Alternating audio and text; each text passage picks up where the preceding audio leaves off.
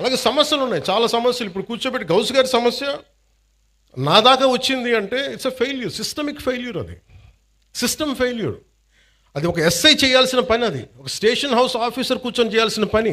ఒక ఎస్పీ దగ్గర కూడా రాకూడదు, అది ఒక డిప్యూటీ సీఎం హోదా దగ్గరికి అసలు రాకూడదు. బట్ మనం సక్సెస్ఫుల్గా సమస్యలను ఎక్కడికక్కడ బలహీనం చేసుకుంటూ వచ్చేసాం. వాడు మావాడని ఏడిపించాడు వదిలేసేయండి అని ఒక హెడ్ కానిస్టేబుల్ పోలీసులను వదిలేస్తే, ఎస్ఐలకి చెప్పేస్తే సిస్టమ్ని ఇలాగే చంపేస్తాం కదా.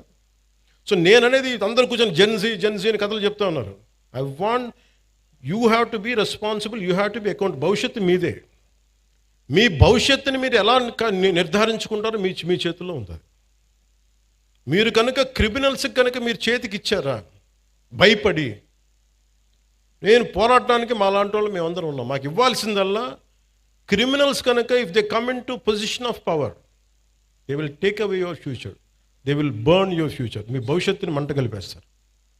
ఇది నాకు ఈ భయంతోనే నేను ఎదుర్కోవడానికి నేను వచ్చాను.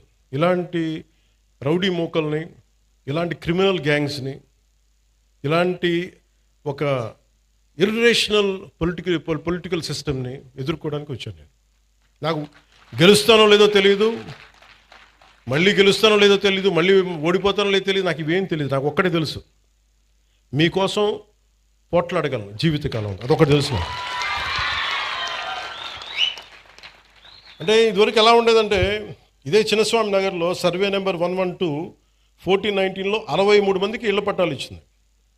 అందులో వితంతువులు, దివ్యాంగులు, క్యాన్సర్, హెచ్ఐవి బాధితులు, పేదలు ఉంటే ఆ పట్టాలని వైసీపీ ప్రభుత్వం, అప్పుడు వైసీపీ ఎమ్మెల్యే అనుచరుడు తీసేసుకొని ఇంకొకరి పేరుకి మార్పిచ్చేశారు.